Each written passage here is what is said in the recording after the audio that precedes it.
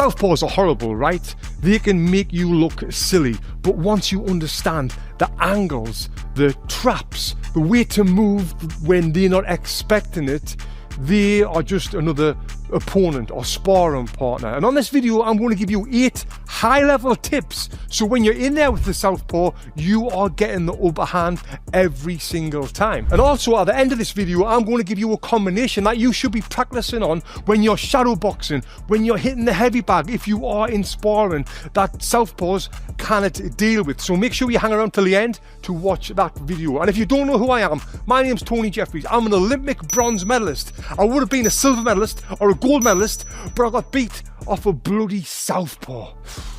And I'm also a European gold medalist as well. And on this YouTube channel, I give you everything boxing, so make sure you subscribe for more videos like this, and let's get into it with beating up some bloody Southpaws. Starting off with tip number 1 is, when we're in our boxing stances here, I want to be moving to my left. This is doing 2 things. One thing, it's moving away from his left hand, but another thing is it's bringing him onto my right hand. So moving to your left when you're in there with a Southpaw is key.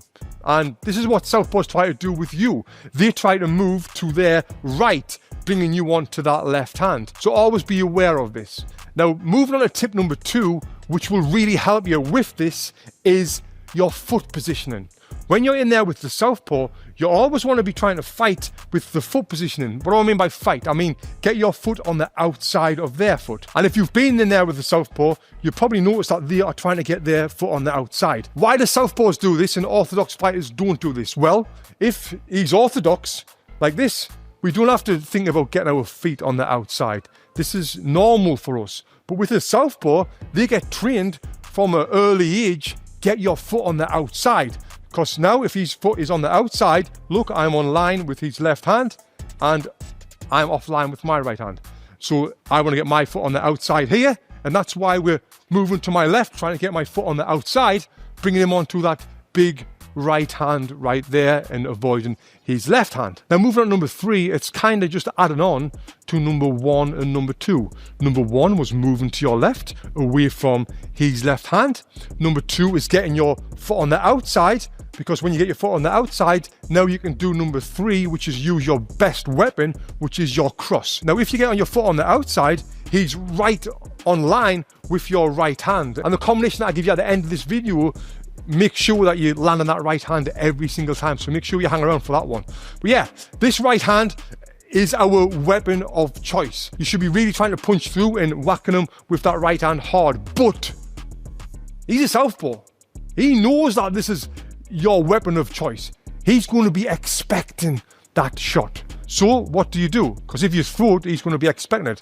You've got to do a few things. Number 1, you've got to be able to get your feet close enough to be able to land it, but not close enough where I am coming in like this, because my foot's on the inside. And if my foot's on the inside, I'm on line for his boom, left hand.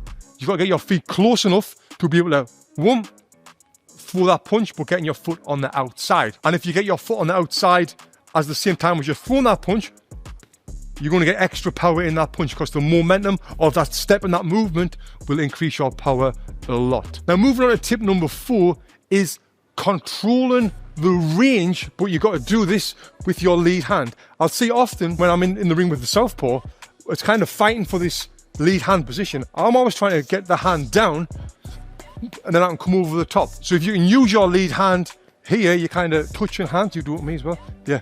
And you're trying to get your hand on top. If I can get my hand on top, what I can do from there, I can step in with my lead hook. If I get my hand on top, I can push his hand down and step in with my cross as well. So using that lead hand, not just for your jab, but to try and use it for like a kind of range finder to either land your long lead hook or your cross. Now moving on to number 5, which is something for you to really think about when you're in there with the Southpaw.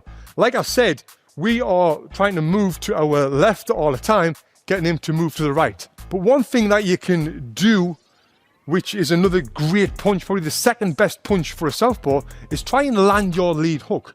But if you think, if I am moving to my left, he's moving away from that lead hook, right?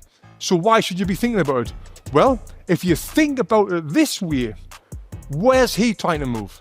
He is trying to move to his right. if he's moving to his right like this, what punch is he coming on to? He is coming on to my lead hook. So we can allow him to move that way, and then we can step in with our long lead hook ourselves. And because he's moving that way and we step in, he's going to be moving on to that punch.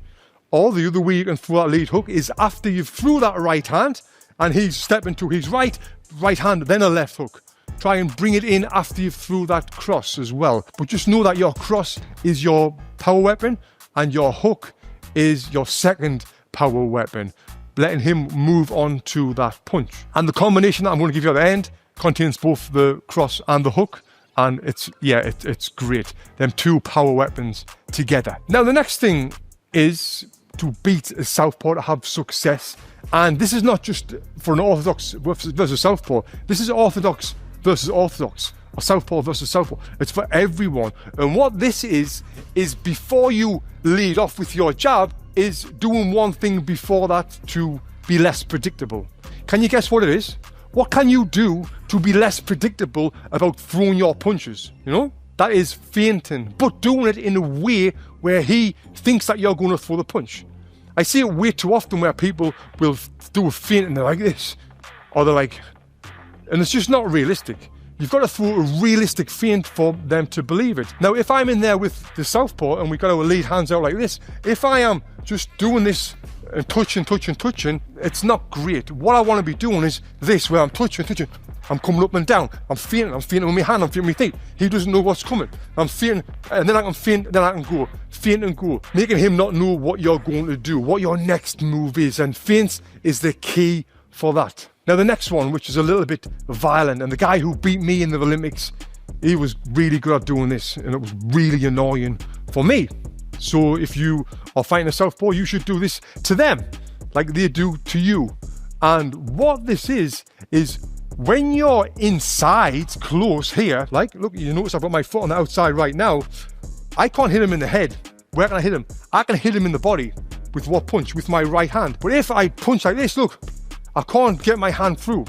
What Egan did in the Olympics, he would keep his hand on the side like this, and he would throw the bowler shot, which creeped in between, whoom, there. Yeah, this is definitely the punch to throw to the body, whether it is with your knuckles horizontal or vertical, right? One shot that's really hard to land on a southpaw, which I wouldn't waste too much energy with, is your lead hook. Because the way his arm is, it's really hard to land that. And even if I do get around that elbow there, it's not landing in the perfect position. Compared to if he was an orthodox fighter and I was landing that hook there, now that is the perfect position. If you just look at the position of that to that, yeah, it's not going to do that much damage. That's why the backhand is the key for body punching when you're in there with southpaws. Now I want to show you a combination that is an absolute game changer when you're fighting a southpaw. And I'm also going to show you a clip when I fought the Welsh champion who was taller than me, and I stopped this guy because I was throwing this combination. I actually landed on him twice in one fight. But before I show you that, I just want to see it. The key thing to all of this, what I keep talking about, is feet. Not just getting your foot on the outside, but moving around correctly. Because if you're moving around and I'm not moving around correctly like this, you know, it's not good. If I'm moving around and I'm not moving around smoothly, and then again, I'm going to be in serious trouble. So when you are moving around, look at my feet now. Look how good this footwork is. I want to be moving around correctly. Here, I'm moving around, bringing them onto my right hand and throwing that bomb. Now, the way I've got great footwork like that is because I've been doing specific footwork training. Every time I teach someone in person, I work with them on specific things for their feet. Because if your feet get good, what else gets good? Well, your overall conditioning, your balance, your combination punches, your counter punches, your hand speed, your power, everything in your overall boxing game will improve if you do the right sort of training to improve your footwork. Now there's 3 ways that you can get great footwork. One of them is by watching fighters on TV and seeing how they do it, studying how they train and watching their drills and trying to do it that way. The other way is by checking out all of the free videos on my YouTube channel. I've got lots on there. But the third way and the best way is by using the Boxing Footwork Academy. This is stacked with drills, tips, skills, techniques that will help you get better footwork and improve your overall boxing game. Now you can scan here and get all the details, or go to boxingfitness.com/footwork and get all the details there. The links are below. But I'm telling you, mate, this is an absolute game changer, the Boxing Footwork Academy. Now, what combination should you be throwing against a southpaw? Now I'm going to show you the first clip of me fighting the Welsh champion and the combination that I hit him with. Here it is here. As you can see, I'm waiting, we're both waiting to counter punch. I step in with a long lead hook and boom, hit him with that right hand, knock his head back, and he gets a standing 8 count. Here it is again later on in that fight. I do it again. This time I actually missed the lead hook, but that's not the punch I'm looking for. I am looking for the cross, which I land cleanly and hurt him again. So the combination is I'm stepping in with the lead hook and then throwing that cross. Now when you step in with the lead hook and then throw the cross, the momentum of that step really gets lots of power in your cross. Now like you see in the video, I missed that lead hook. It doesn't matter if I miss that lead hook because the punch I'm going for is that straight cross. Our best weapon against the southpaw, straight down the middle, hitting them straight in the bloody face. Now you've learned how to beat a southpaw, you need to learn how to perfect your technique. If you click here and watch this video next, it's going to give you all of the tips and tricks that you need.